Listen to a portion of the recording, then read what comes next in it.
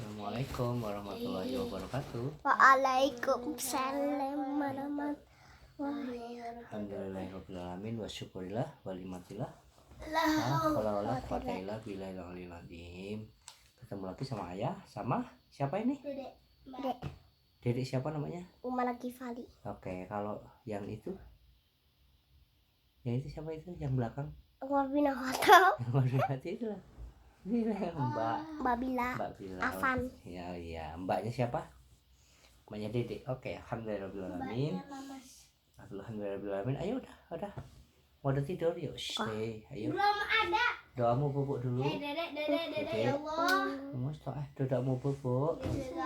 Rumah ahyana habis kamu alhamdulillahirobbilalamin. Robbi sholli shodri wa yassirli amri wahlul 'uqdatam min lisani yafqahul qawli. Alhamdulillahirobbilalamin. Bersyukur atas nikmat yang sudah diberikan oleh Allah. Ya Allah, ya Rahman, ya Allahu, ya Rahim. Jangan lupa selalu bersyukur dengan mengucap apa? Lillahi Rabbil Alamin.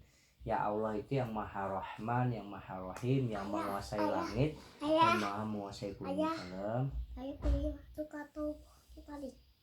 Ditarik. Nanti kejebakan. Iya. Jadi ya tarik ya, tarik nih. Yuk. Dah. Oke, siap udah. Wes, ayo. Mode bubuk ya, mode bubuk udah. Alhamdulillahirobbilalamin. Ayah akan melanjutkan kisah teladan Islami, yaitu salah satu khulafaur Rasul dan khulafaur Rasyidin, salah satu sahabat Rasulullah yang namanya Utsman bin Affan, yang dikenal sangat dermawan sekali. Utsman bin Affan. Ayah akan cerita ya? Ya Allah, ayah akan cerita bagaimana Utsman bin Affan membeli sumur untuk kaum muslimin. Oke, udah dengerin? Udah siap? Fokus didengerin? Oke. Madinah menjadi kota yang ramai setelah kedatangan kaum muslimin yang hijrah dari Mekah. Perkembangan Islam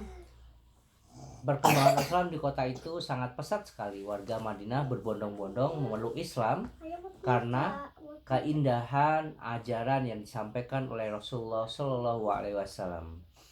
Saat itu waktu sholat tiba, suasana begitu ramai karena orang-orang berbondong-bondong keluar rumah untuk melaksanakan sholat fardu.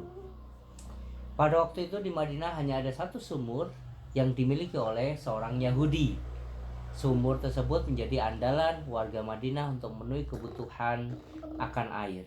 Si pemilik sumur rupanya gelisah melihat perkembangan Islam yang sangat pesat. Akhirnya ia memutuskan untuk melarang kaum muslimin mengambil air di sumur miliknya.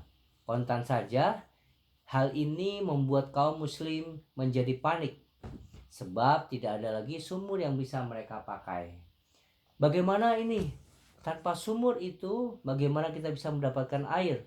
Padahal hampir setiap hari kita membutuhkan air untuk keperluan berbagai macam keperluan sehari-hari, ujar salah seorang muslim. Tegas sekali pemilik sumur itu. Ada warga yang mengatakan demikian. Rasulullah berpikir bahwa masalah tersebut harus segera diselesaikan agar kaum muslimin bisa hidup dengan layak di Madinah. Setelah memikirkan berbagai kemungkinan, beliau berkeyakinan bahwa solusi terbaik adalah membeli sumur tersebut. Apakah ada di antara kalian yang sanggup dan mau membeli sumur itu untuk kepentingan kaum muslimin? Tanya Rasulullah. Mendengar pertanyaan tersebut, kaum Muhajirin langsung bingung dan saling berpandangan. Mereka sebenarnya ingin membelinya, tapi tidak tahu caranya karena mereka tidak memiliki uang yang cukup untuk membelinya. Harta benda yang mereka tinggali di kampung halamannya itu di Mekah, karena mereka kan hijrah dari Mekah ke Madinah. Di tengah kesulitan itu Utsman datang dan memberikan jalan. Aku akan membeli sumur. Utsman berkata demikian. Sontak kaum muslim berteriak kegirangan. Mereka mengagungkan nama Allah. Allahu Akbar, Allahu Akbar, Allah Maha Besar. Dan semua warga di Madinah sangat berterima kasih terhadap Utsman. Si Yahudi memasang harga sangat mahal untuk sumurnya, yakni mencapai 20.000 dirham. Meski begitu, ayo lupa itunya. Mahal sekali pokoknya. Jadi 2000 dirham itu mahal. Jadi sedirham itu berapa juta lupa ya. Ya nanti dicari. Pokoknya waktu itu 20.000 dirham itu sangat-sangat banyak sekali. Ia langsung menghadiahkan sumur itu untuk digunakan bersama. Sejak saat itu kaum muslimin dari Medina tidak lagi kesulitan air. Mereka dibebaskan untuk mengambil air di sumur tersebut secukupnya sesuai kebutuhan mereka. Jadi dari dulu Yahudi itu selalu tidak suka dengan kaum muslimin, seperti halnya sekarang di Israel ya. Udah ayo. Iya udah bubuk aja udah. Iya, ayo coba. Iya udah kok ayo. Oke. Yang kedua. Yang kedua. Kebijakan Utsman. Ayo kita mau debuku tuh. Kebijakan Utsman. Oke. Khalifah Utsman bin Affan mewarisi kerajaan Islam yang begitu hebat dan kuat dari khalifah sebelumnya, yakni Umar bin Khattab. Penyebaran Islam sudah demikian luas dan masih terus meluas. Jumlah masyarakat muslim pun semakin banyak.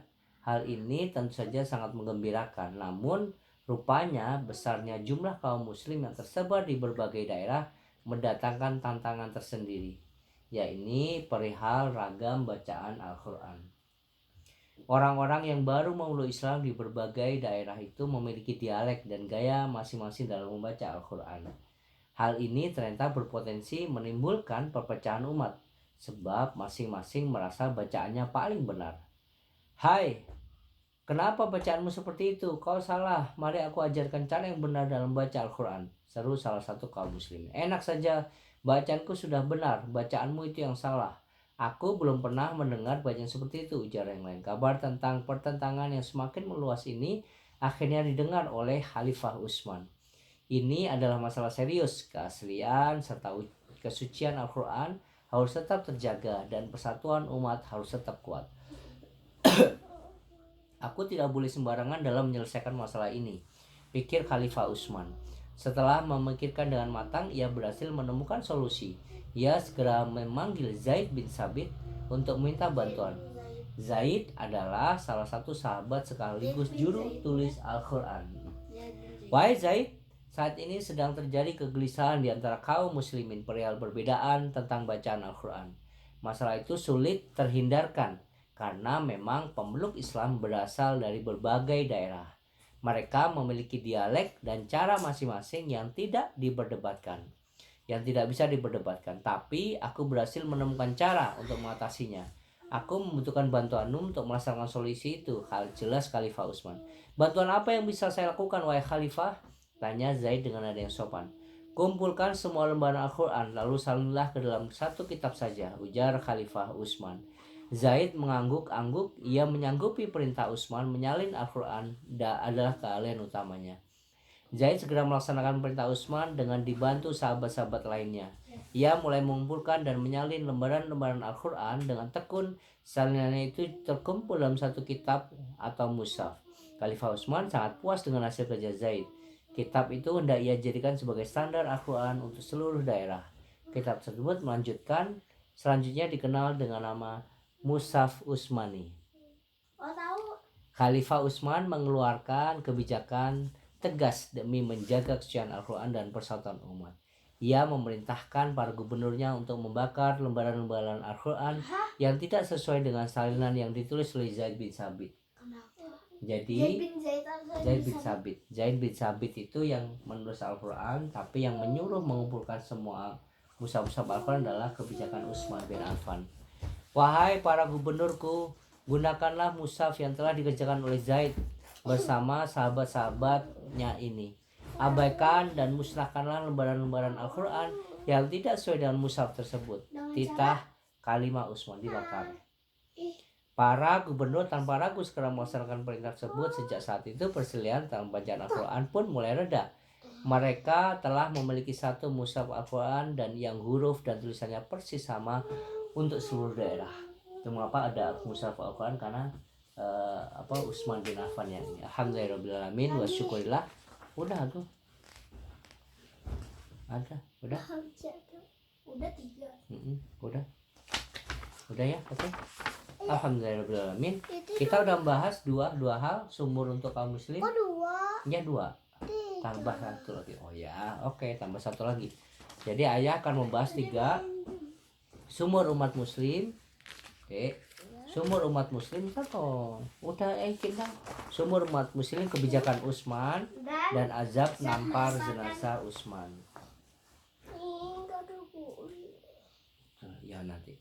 Al-Kisah Muhammad bin Sirin sedang khusyuk melakukan tawaf, didengerin toh. Mengelilingi Ka'bah. Tiba-tiba nanti dulu. Tiba-tiba ia mendengar suara sayup-sayup orang yang memanjatkan doa. Menurutnya doa tersebut tidak lazim. Bunyinya, ya Allah ampunilah aku, tapi yang berasa engkau tidak akan mengampuniku. Ibnu Sirin merasa penasaran kenapa orang itu memanjatkan doa yang sungguh tidak biasa. Ia pun mencari sumber suara tersebut. Setelah menjumpainya, ia bertanya padanya, wahai saudaraku, doamu sungguh janggal. Kenapa engkau berdoa seperti itu? Orang tersebut berkata dengan sedih, dosaku teramat besar. Aku telah melakukan sebuah kesalahan fatal. Secara sengaja hingga Allah menurunkan azabnya kepadaku. Kiri tanganku telah lumpuh. Memangnya dosa apa yang kau perbuat? Tanya Ibnu Sirin penasaran. Dulu aku pernah bersumpah, jika aku punya kesempatan untuk menampar wajah Utsman, maka aku akan melakukan, ujar orang itu sambil terisak. Sepertinya ia sangat menyesali perbuatannya. Lalu akhirnya kamu nampar wajah beliau? Tanya Ibu Sirin. Iya, aku telah melakukannya saat itu beliau sudah meninggal dunia. Ketika jenazah beliau sedang disemayamkan, aku pura-pura mensolatinya. Ketika keadaan sepi, aku buka kain penutup wajah beliau lalu aku menampar. Kata orang itu melanjutkan, astagfirullahaladzim. Lalu apa yang kamu alami setelah itu? Ibnu Sirin semakin merasa tanganku mati rasa lumpuh lalu mengering perlahan-lahan. Ujar orang tersebut sambil menangis terus. Ibnu Sirin tercengang saat melihat tangan orang itu yang sudah mengering seperti batang kayu.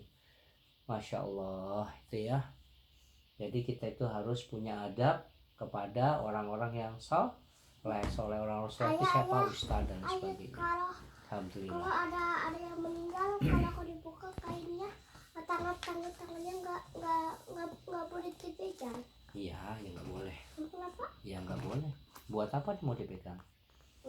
Ya kan? Oke, alhamdulillah. Sadaqallahul adzim. Ya. Kita baca doa kafaratul majelis. Subhanakallahumma wa bihamdika asyhadu an la ilaha illa anta astaghfiruka wa atubu ilaik. Kurang 6 lagi. Sadaqallahul adzim. Kita akan lanjutin besok ya. Besok kita cerita lagi. Ya, oke. Ayo Ibu Bu, semoga besok pagi kita berdoa dong, ya Allah. Ya Allah, semoga besok bisa bangun pagi untuk sholat subuh. Alhamdulillah. Assalamualaikum warahmatullahi wabarakatuh. Dadah. Waalaikumsalam. Salam warahmatullahi